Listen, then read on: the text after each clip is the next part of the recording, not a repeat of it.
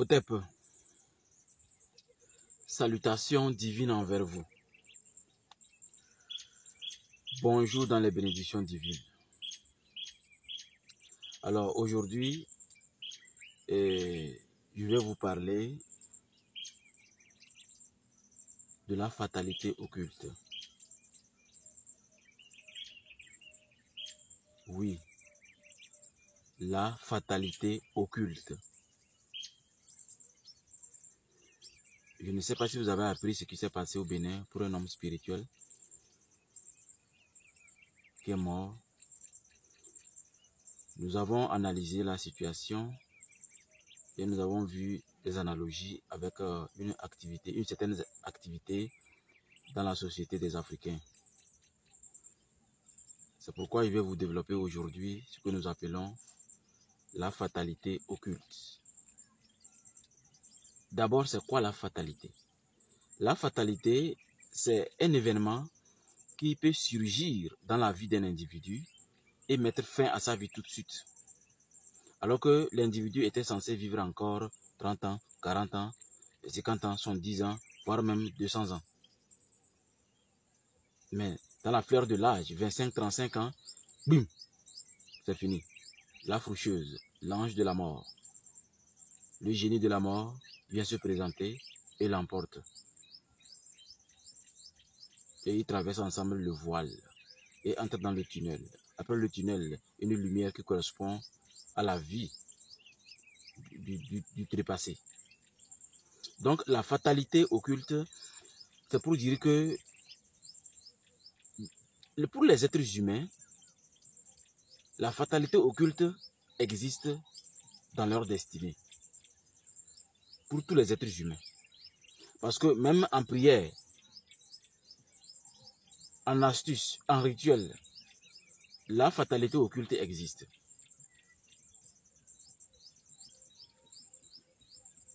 Vous savez, dans toutes les cultures, il y a toujours une divinité qui s'occupe de la mort.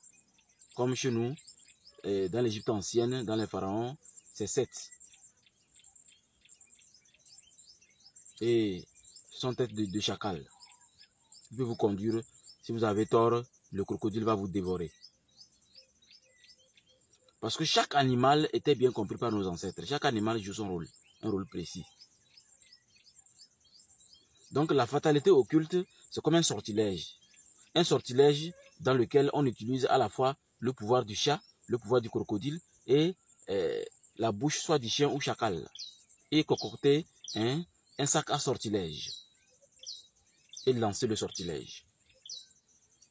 Donc la fatalité occulte, c'est pour dire que dans beaucoup de familles, tout le monde n'est pas autorisé à lancer certains niveaux d'envoûtement et de sortilège.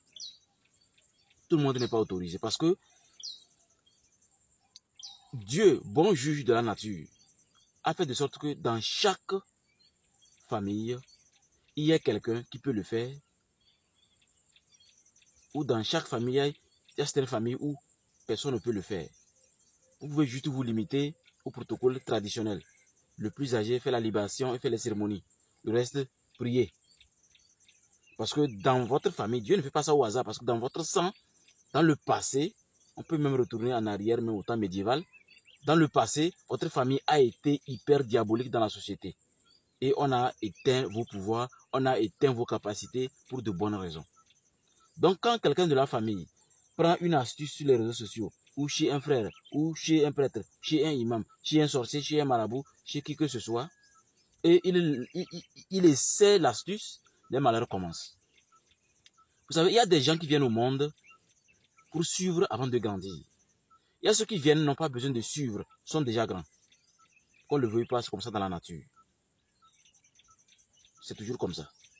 C'est pour vous dire que la nature n'a rien fait au hasard. La nature a bien calculé et a fait de sorte que certaines personnes ne doivent pas toucher certaines astuces. C'est pourquoi, vous voyez, je donne très rarement les astuces. Parce que je sais qu'il y a certaines personnes, je peux les envoyer juste dans les malheurs par les astuces.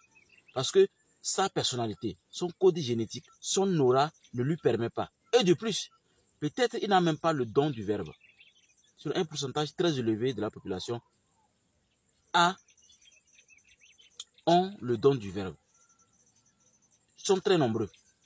Mais il y a certaines personnes qui n'ont pas droit. Dans leur famille, les souffrances, c'est comme boire de l'eau. Chaque jour, il y a les souffrances. Et il y a certaines activités qu'ils ne doivent pas faire eux-mêmes. Donc, quand vous prenez une astuce sur les réseaux sociaux et que vous essayez, vous lancez le sortilège ou l'envoûtement, ou peut-être sur vous-même auto-envoûtement ou auto-désenvoûtement. Parce qu'aujourd'hui, j'ai remarqué qu'il y a beaucoup des auto-envoûtements. Je vais vous donner un exemple.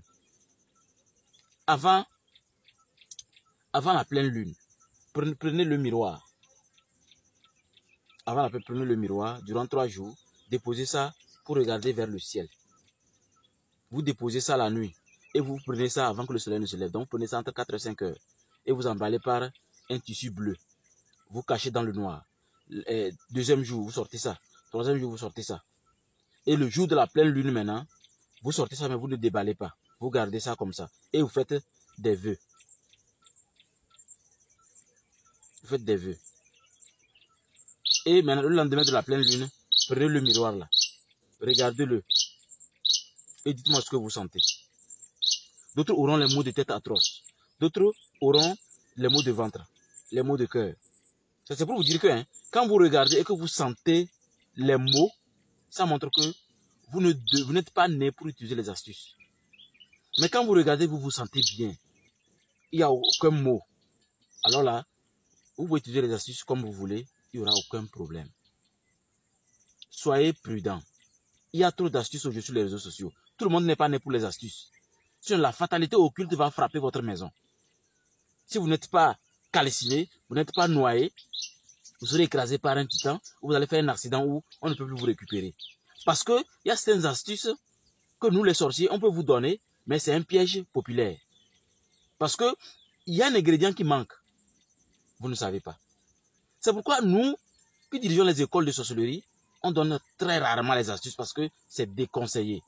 Mais il y a des gens, ils ont fait de leur boulot les astuces, les astuces, les astuces, les astuces. Et comme vous le savez, là où vous allez voir 35 000 likes, 35 000 j'aime, 100 millions de j'aime ou d'abonnés, ce que là-bas, on donne ce que tout le monde croit que c'est gratuit. Ce qui est gratuit n'existe pas. Tu as compris, mon fils? Ma fille, tu as compris? Mettons ça dans le crâne. Ce qui est gratuit n'existe pas. Ce qui est facile n'existe pas. Ces deux principes vont te permettre d'être une personne mature. Quand vous prenez, je vous ai toujours répété ceci. Quand vous prenez une astuce de quelqu'un, je vous en prie, prenez aussi le numéro de la personne, contactez-la et demandez-lui, j'ai pris telle astuce que vous avez donnée sur les réseaux sociaux. Est-ce que c'est complet? Si ce n'est pas complet, la personne va vous compléter. Mais si elle vous complète et que vous essayez que vous avez des problèmes, vous pouvez lui faire part. Ou si même, par exemple, on ne sait jamais, vous trépassez, votre famille prend votre appareil et on va voir que vous avez contacté telle personne en dernière position. Et on l'appelle à la justice. Telle astuce a été utilisée par ma fille, mon fils et voilà, expliquez. On ne doit pas attendre que forcément l'État se lève et nous crée ce que nous appelons l'ordre. C'est comme il y a l'ordre des médecins. Il faut l'ordre occulte du Togo. Il ne parle pas des francs-maçons et des cancars et des trucs. Non, c'est pas ça. En tant qu'Africain, on doit créer l'ordre. Je crois que bientôt même, Ibrahim Traoré va le faire parce que nous avons émis ces idées il y a longtemps et il nous a promis qu'il va le faire au Burkina. Il faut l'ordre occulte des Africains. L'ordre occulte des Africains. Et c'est un conseil des sages très vieux, très anciens dans la sorcellerie qui doivent siéger et avec des règles précises. Si vous donnez une astuce et quelqu'un trépasse, vous devez répondre de ça. Et ces âgés doivent avoir un discernement.